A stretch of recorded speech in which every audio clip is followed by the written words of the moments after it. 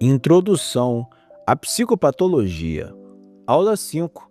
A Caixa de Ferramentas 2. Pensamento, afeto e percepção. Seja bem-vindo de volta à nossa série de estudos sobre a psicopatologia. Na nossa última aula, a aula 4, nós abrimos a base da caixa de ferramentas da mente. Nós vimos que a consciência é o palco iluminado.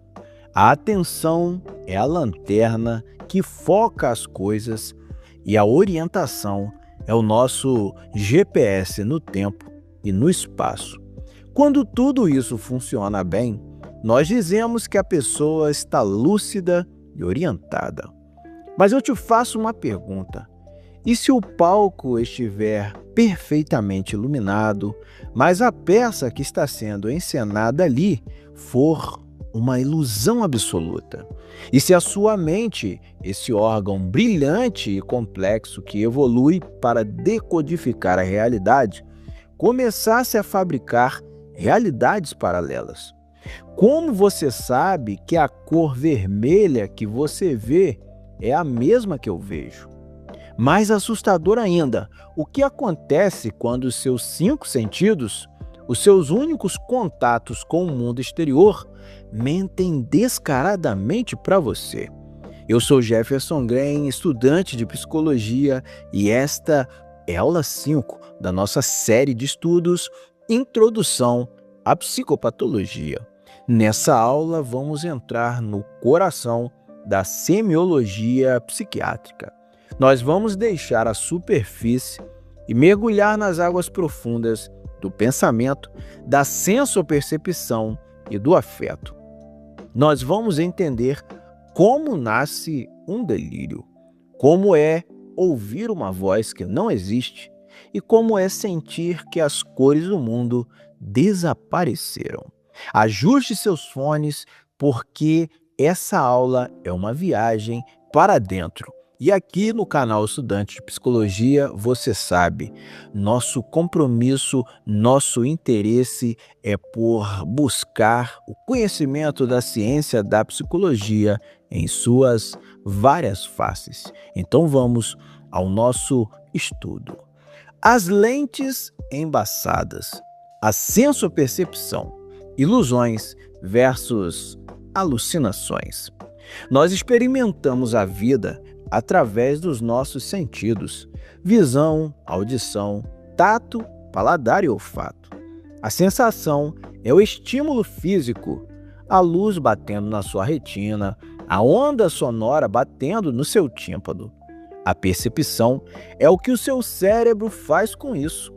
É ele quem traduz a onda sonora e diz: isso é uma música ou isso é um choro. Quando esse sistema de tradução quebra, nós temos as alterações da sensopercepção. L. Cheniax nos alerta que todo estudante precisa saber diferenciar as duas principais alterações: a ilusão e a alucinação. A ilusão é a percepção deformada de um objeto real e presente. O estímulo existe, mas o cérebro o interpreta errado. Vou falar novamente. A ilusão é a percepção deformada de um objeto real e presente. O estímulo existe, mas o cérebro o interpreta de forma errada. Imagine que você acorda de madrugada no escuro para ir ao banheiro. Você olha para o canto do quarto e vê um monstro alto e deformado te encarando. O seu coração dispara. Você acende a luz e o monstro volta a ser o cabideiro cheio de casacos pendurados. Isso é uma ilusão. O cabideiro existia. A sua mente, por causa do medo, da escuridão e do sono, o deformou.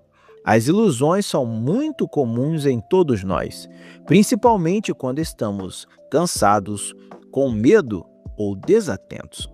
Mas a alucinação é uma fera completamente diferente.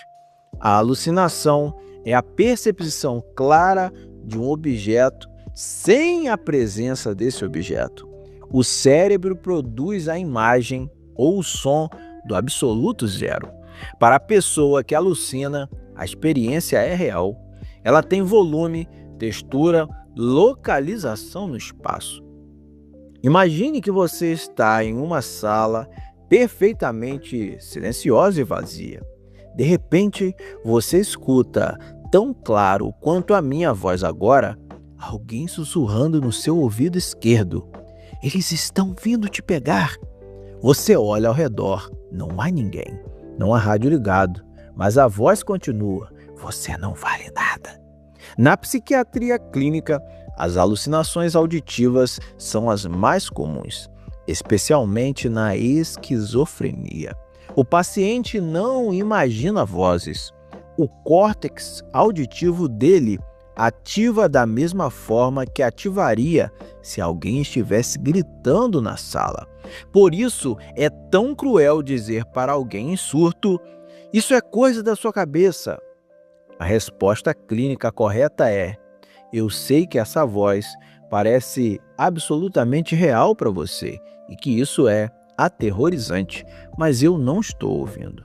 Também existem alucinações visuais, muito comuns em quadros orgânicos, uso de drogas ou delírio. Alucinações táteis, como sentir bichos andando sob a pele, comum na abstinência severa de álcool e outras drogas. E até as olfativas e gustativas, como sentir cheiro de carne podre ou gosto de veneno na comida. O arquiteto da realidade, o pensamento. Se a percepção é como nós captamos o mundo, o pensamento é como nós organizamos o mundo. É o arquiteto da nossa realidade interior. Dalgala Rondo divide o pensamento em 3 partes, como se fosse um rio: a velocidade da água, o curso, as margens do rio, a forma, e a qualidade da água, o conteúdo. O curso do pensamento, a velocidade. O seu pensamento tem uma velocidade normal, mas na depressão grave, esse rio quase seca. Ocorrem a bradipsiquia e o bloqueio do pensamento. A pessoa demora muitos minutos para completar uma frase simples. A mente se arrasta por um lamaçal. No extremo oposto, no episódio de mania, transtorno bipolar, nós temos a taquipsiquia. O rio vira uma enchente violenta. A pessoa pensa tão rápido que a boca não consegue acompanhar. Ela sofre a fuga de ideias, pulando do assunto política para o pneu do carro e para a cor da parede em menos de 10 segundos. A forma do pensamento, lógica. O nosso pensamento normal tem nexo, tem lógica. A para B, B para C. Mas na esquizofrenia, as margens do rio desabam. Nós chamamos isso de afrouxamento dos nexos ou desagregação. O paciente começa a falar coisas que não têm conexão nenhuma entre si. Eu gosto de maçã porque a porta é azul e Deus não quer que o sapato cante. Para ele, existe uma lógica interna bizarra. Para quem escuta, é uma salada de palavras. A forma como o cérebro organiza os conceitos se desintegrou. O conteúdo do pensamento, o delírio. E aqui nós chegamos a um dos pontos mais cruciais de toda a nossa série de estudos. É aqui que os estudantes costumam confundir.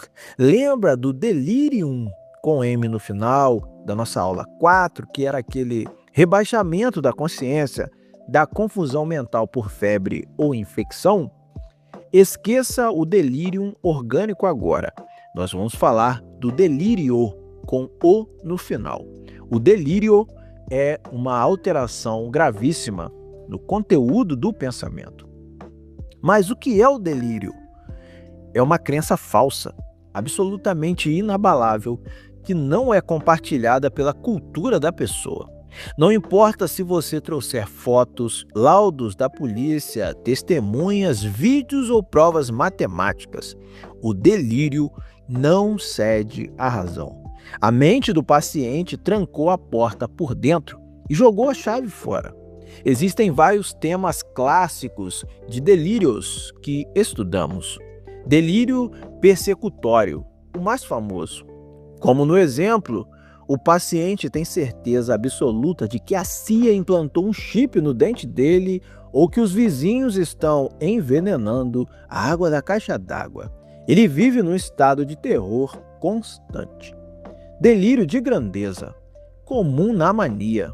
A pessoa acredita que tem superpoderes, que descobriu a cura do câncer ou que é uma figura religiosa reencarnada. Delírio de referência. A pessoa assiste ao Jornal Nacional e acredita que o âncora do jornal piscou 2 vezes para enviar uma mensagem secreta especificamente para ela. Delírio de ruína, comum na depressão melancólica. A pessoa acredita que perdeu todos os seus órgãos internos e já está morta, ou que causou toda a miséria do mundo. O delírio é o esforço desesperado de uma mente doente, tentando dar sentido a uma experiência interna fragmentada. É a realidade refabricada para sobreviver ao caos. O clima e o tempo, afetividade, humor e emoção. Nós já vimos a percepção e o pensamento. Falta apenas a cor que pinta todas essas coisas, a nossa afetividade. Como nós avaliamos o sentimento humano de forma técnica? Kaplan e Sadok nos ajudam com uma metáfora excepcional. A diferença entre humor e emoção é a mesma diferença entre clima e tempo. O humor é o clima. A estação do ano é a sua linha de base emocional. Ele dura semanas, meses. Você está numa fase de vida otimista ou numa fase cinzenta. A emoção, ou afeto modulado, é o tempo de hoje. Pode chover à tarde, mesmo no verão. Você pode estar com humor ótimo, feliz com a vida, mas se alguém bater no seu carro no sinal, você vai sentir uma emoção de raiva intensa por algumas horas. A emoção é reativa, explosiva e passageira. O humor é contínuo. Na clínica, nós avaliamos para onde o humor está puxando a pessoa. A pessoa saudável está na eutimia, o humor normal. Se o humor cai para um poço escuro de tristeza sem fim, onde não há energia nem para levantar a mão, nós temos a hipotimia ou humor deprimido. Se o humor dispara como um foguete, cheio de uma alegria patológica, agressividade e irritabilidade, sem precisar dormir, nós temos a hipertimia ou o humor maníaco. Mas talvez a alteração mais dolorosa de presenciar no consultório não seja a tristeza profunda, mas sim a ausência de tudo. Nós chamamos isso de embotamento afetivo ou afeto plano, muito comum na esquizofrenia crônica ou nas formas mais terríveis de depressão. A pessoa perde a capacidade de ressoar emocionalmente. Se você contar uma piada hilária, o rosto dela não muda. Se você disser que alguém amado morreu, não cai uma lágrima.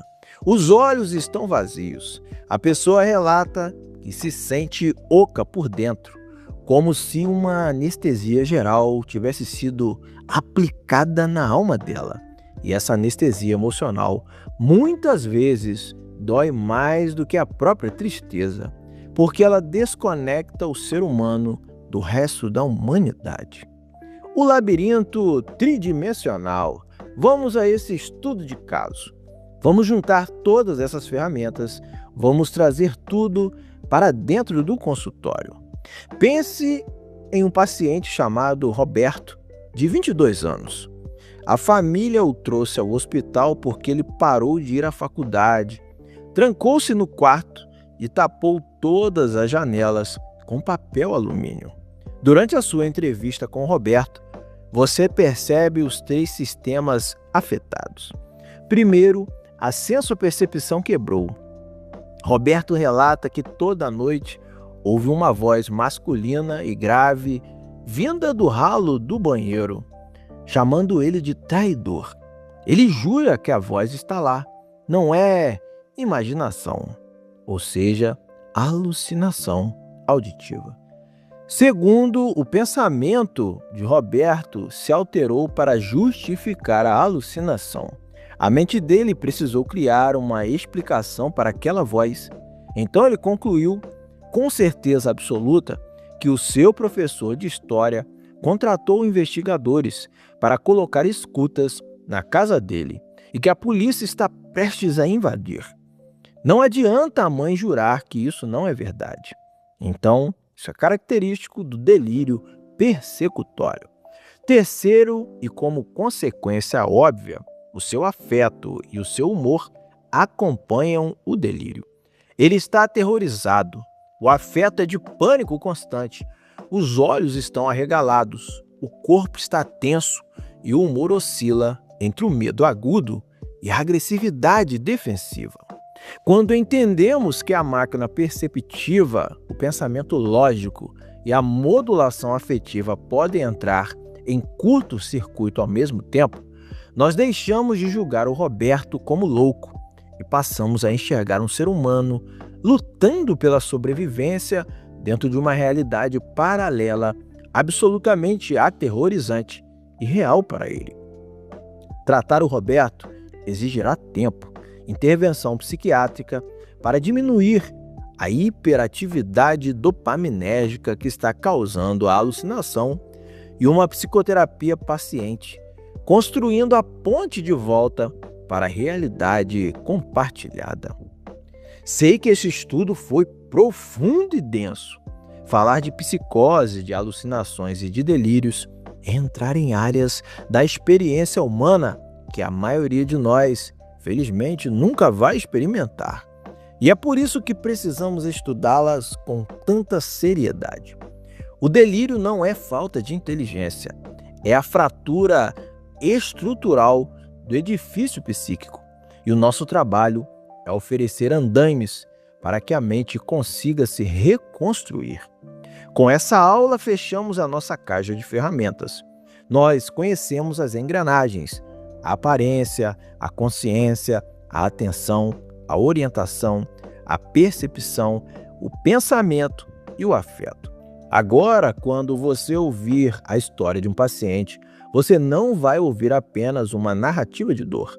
Você vai enxergar os mecanismos que estão falhando por trás dessa dor. Mas e se as engrenagens estiverem todas no lugar e se não houver delírio, não houver alucinação e a pessoa souber exatamente onde está e quem é, mas o corpo dela grita o tempo todo que um desastre está prestes a acontecer? A nossa mente herdou um alarme biológico poderosíssimo, projetada há muitos anos atrás para nos fazer fugir de leões nas savanas africanas. Esse alarme se chama medo. Mas o que acontece quando esse alarme quebra e dispara sozinho enquanto você está apenas tentando comprar pão na padaria ou dormir na sua cama? O que acontece quando o seu cérebro, preso no passado por um trauma violento, reescreve a sua realidade de forma tão brutal que o seu corpo vive lutando contra uma ameaça invisível? É exatamente esse o tema do nosso próximo encontro. Na aula 6, nós sairemos da semiologia pura e entraremos nos quadros clínicos. Vamos estudar o alarme quebrado, transtornos de ansiedade e trauma. Vamos entender a biologia e a psicologia do transtorno de pânico, do TAG e do TEPT, guiados pela genialidade de David Barlow. Eu sou Jefferson Green, estudante de psicologia e seu amigo, seu parceiro na busca pelo conhecimento profundo da ciência da psicologia em suas várias faces. E aqui no canal Estudante de Psicologia, você sabe, é uma linguagem de estudante para estudante. Eu também estou aprendendo junto com você. Então, está gostando desse conteúdo profundo? Eu tenho certeza. Comenta aqui abaixo suas percepções. E você sabe que todo o nosso estudo é baseado em referências sólidas. A descrição, todos os livros que a gente usa, que a gente usou nessa aula, está aqui no próprio vídeo do YouTube, na descrição é ao lado, você pode conferir, pode adquirir esses livros, são obras fenomenais que nós precisamos ter na nossa estante. Então, se inscreva no canal, curta o vídeo e vamos para a próxima aula que está fantástica, aula 6, o alarme quebrado, transtorno de ansiedade e trauma.